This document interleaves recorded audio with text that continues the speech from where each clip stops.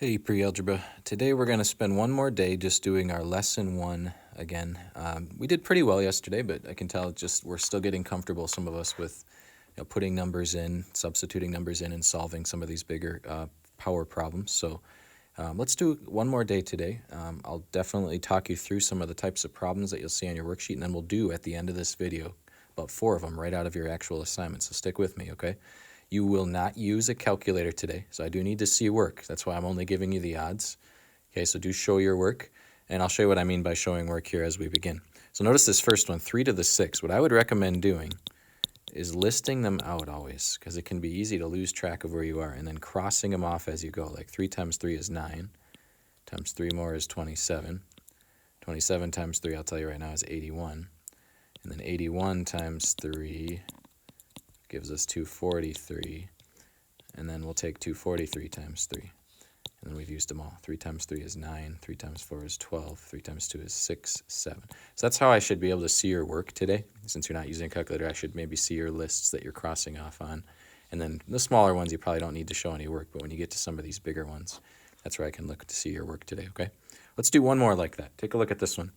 This one, remember, we have to follow PEMDAS. There's no parentheses. There is some exponents, though, so we should do that first, right, before we do the rest of the multiplying. 3 to the third power, right, is 3 times 3 is 9, 9 times 3 is 27. So this problem is really just 27 times 6, isn't it? 6 times 7 is 42. 6 times 2 is 12, plus 4 is 16.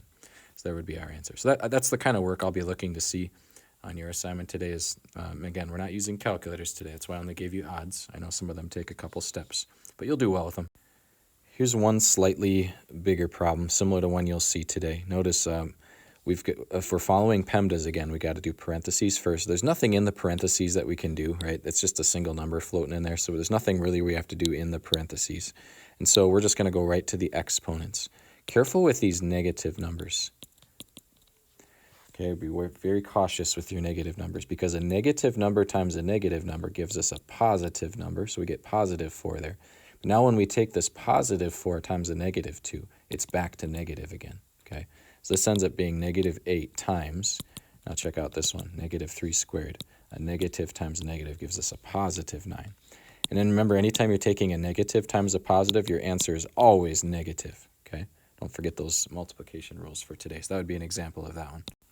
Then the second half of your sheet are where you're substituting in numbers and then solving, okay? So remember, when you substitute things in, always put it in parentheses. So G, I'm going to substitute in a 3 here. And then follow PEMDAS.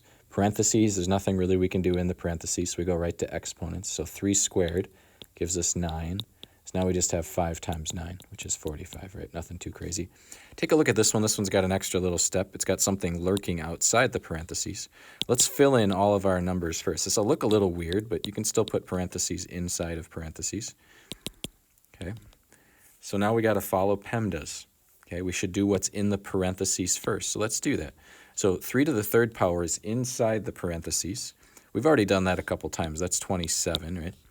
And then 27 plus 1 is 28. So notice on this one I did the parentheses first, because there was math to do in the parentheses. Now we're going to do the multiplying or dividing second. Well, we got some multiplying here, right? I have negative 2 times 28 is really what's left, right? So this will give me a negative answer, right? Because it's a negative times a positive. 2 times 8 is 16. 2 times 2 is 4, plus 1 more is 5. So negative 56. All right, let's do some problems right out of your work. Let's do number 5. Number 5 I chose because it had some negative numbers in it. Just wanted to review what to do with those. So what I would always do is write a list like that so you don't lose track of where you are. And we have a negative 4 times a negative 4. So that gives us a positive 16, okay? Now we have a positive 16 times negative 4. So I'm going to be back to a negative again. 6 times 4 is 24. 4 times 1 is 4, 5, 6. So now I'm at a negative 64, right? Okay. Now I'm going to take that negative 64 times this next negative 4. So I'll be back to positive again. 4 times 4 is 16. 6 times 4 is 24, plus 1 more is 25. So I'm back to positive again. But now I'm going to multiply it times this last negative. So I'm going to end up as a negative number. It keeps flip-flopping back and forth, doesn't it? Negative 256 times negative 4. 6 times 4 is 24. 4 times 5 is 20. 21, 22. 4 times 2 is 8, 9, 10. So I'm back to a negative, and there's my final answer for that one. Negative 1,024. So I should see this work. You're probably going to want to do your work on a separate sheet of paper because it's going to be hard to fit stuff like this on that little tiny bottom of that worksheet. But be careful with your signs. Let's do one more. Let's do number 11 together. Okay, and then we'll do a couple more problems out of your work too of a different type. All right, so notice parentheses first, nothing in the parentheses to do. We do exponent second. -3 times -3 gives us +9, right? And then -2 times -2 times -2.